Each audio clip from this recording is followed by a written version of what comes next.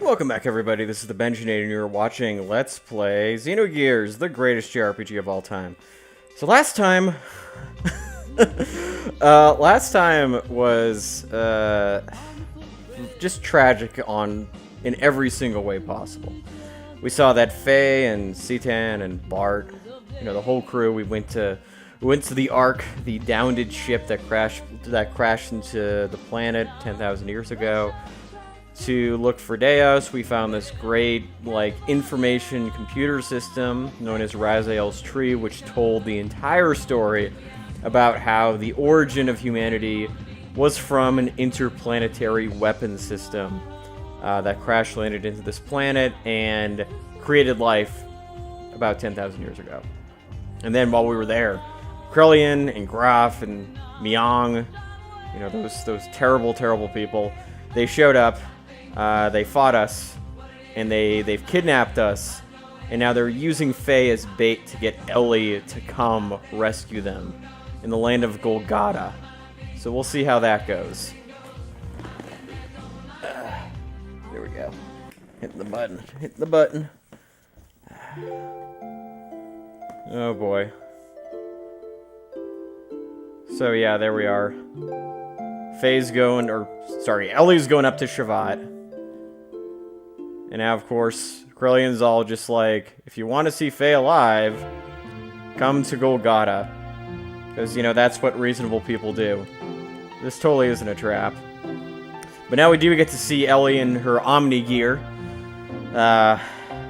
Fairly briefly, but you do get to see it. It's a cool one. See? That thing's really nice. It's even more pink than the Viarge. Oh, Rank. How's it going? We almost forgot that you existed. So yeah, this is, like a kind of a last-ditch effort of her former subordinates, who for some reason now have a ton of respect for her, to keep her from going. Because, it's a trap. If only Admiral Akbar were here, he would be able to tell us it was a trap. But alas, he is not. I just find it so funny that these characters are given portraits, and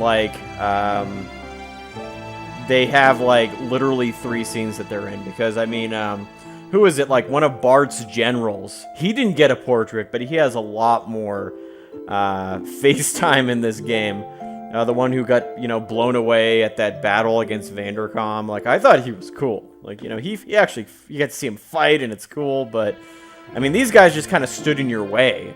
At earlier parts of the game, they were in those, they were the ones who were the Wand Knights and the Shield Knights and all those people. But yeah. So Faye's just, not Faye, Elly is basically just explaining why she has to go do this. And, her former subordinates are basically saying, hey, these people, they need you. They need your support. And Elly's saying they'll be okay, they'll be fine. The mutants will be able to take care of themselves. They know what drugs they're supposed to take at what time, and everything's going to be all right. Breuer, that's his second line in the entire thing. It's a little crazy.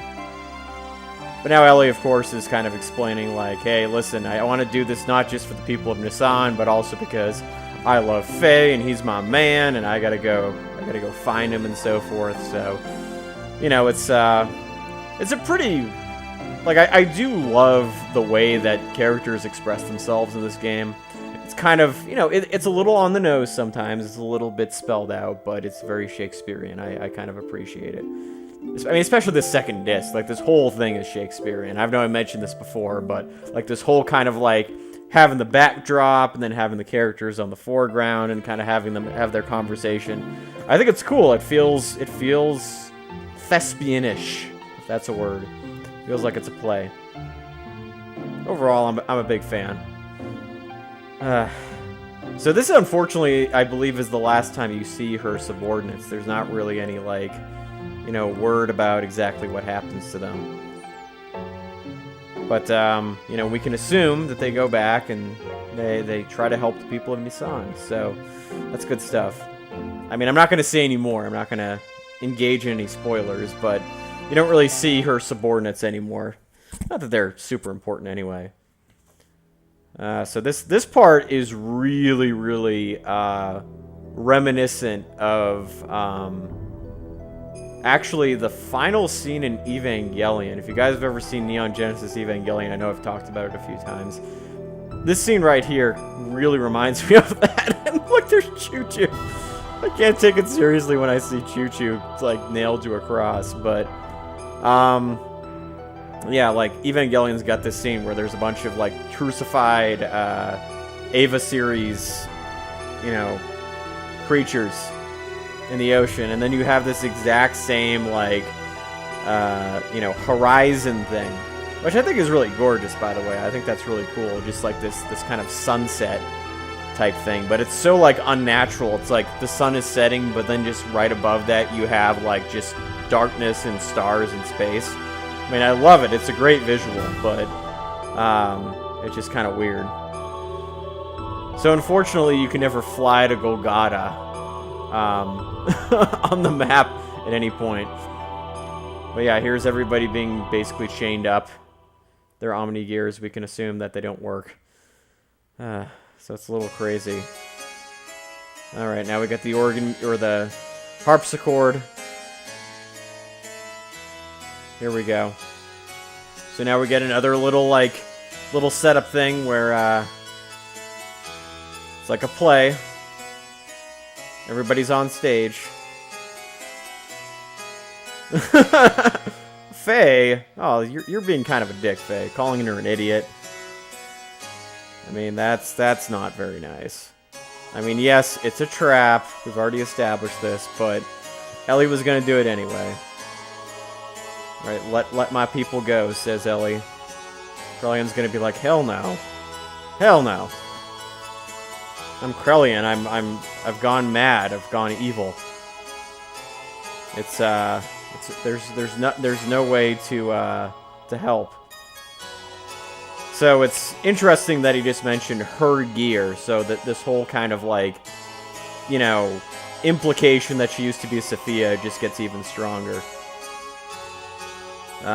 What is your condition, Krelian? Oh man.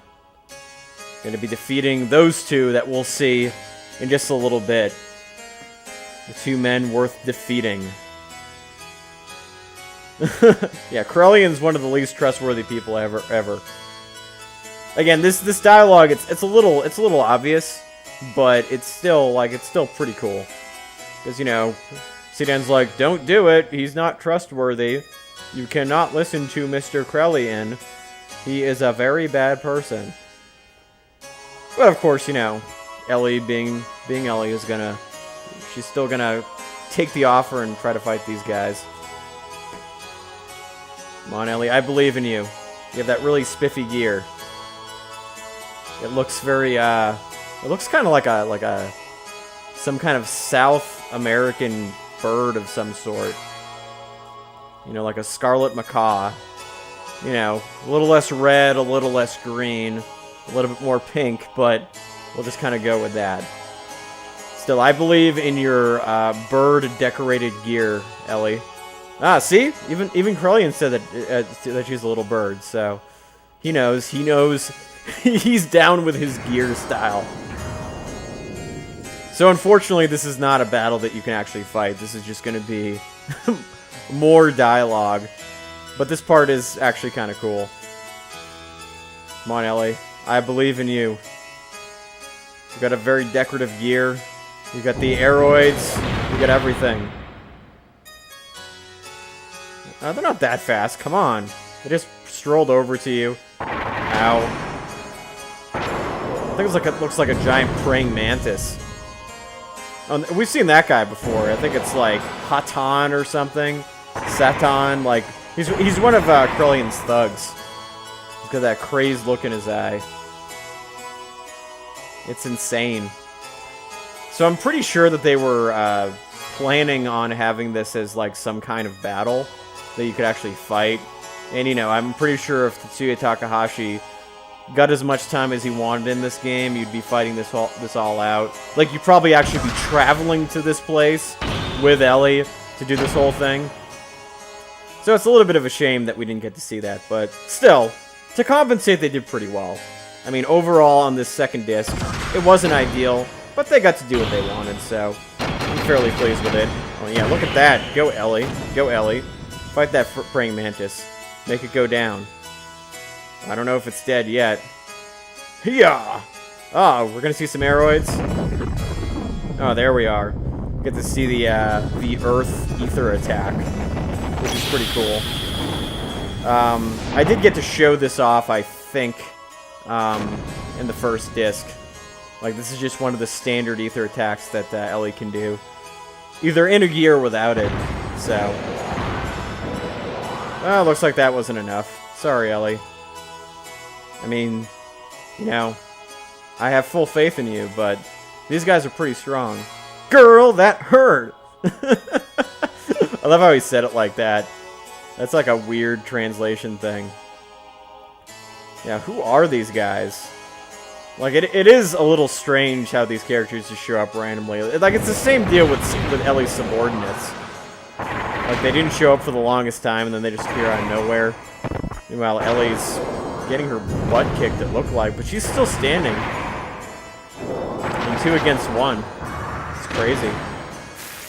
Elly, I believe in you. You're in an Omni gear. And you're special. You're like the mother or something. Whatever they called you before. Krelian knows you're special. Faye knows you're special. Everybody knows you're special. Ah, it's exhausting, though. I mean, the thing about Omni gears is because you're kind of, like, you know, synchronizing your mental waves with the gear. I kind of wonder if it's, just like with in Evangelion, how you can actually feel pain when your gear gets hurt. And as we just saw, apparently the praying mantis's name is Mugwort. Not that we've ever seen Mugwort before. That's a little strange. But again, I forgive it. There are aspects of this game that are definitely far from perfect, but I forgive all of the imperfections. Because this is overall just the best story ever. Oh, multiple fractures. I don't think so. I think Elly's got a lot of pep in her. I think you guys should shut up. I think you gotta be prepared for the worst. Yeah, see? You got it. Elly does not go down easily. Because she is in an Omni gear. And there goes Mugwort. Oh! Yep. You lost ya, buddy. How dare you? With that crazy look in my eye. Oh yeah, now Elly's just gonna go rump shot over you. Oh, what's happening now? Oh, she's got a laser. Nice. So you're just totally fucked. You're dead, man. 3. Third time's a charm. And there we go. Nice job, Elly. But I have this weird feeling that Krelian is not going to fulfill his end of the bargain and, you know, let everybody go. That'd be nice, but that's a little too much to hope for from somebody like him. I am betting that's not going to happen. But hey, who knows? Who knows? Well, I know, but I'm not going to tell you anything right now. You're just going to have to wait till the next episode, viewers. See what happens to Faye and Elly and the rest of the crew in the land of Golgada in the next episode of Let's Play Xenogears. This is the Benchinator, and thank you guys for watching.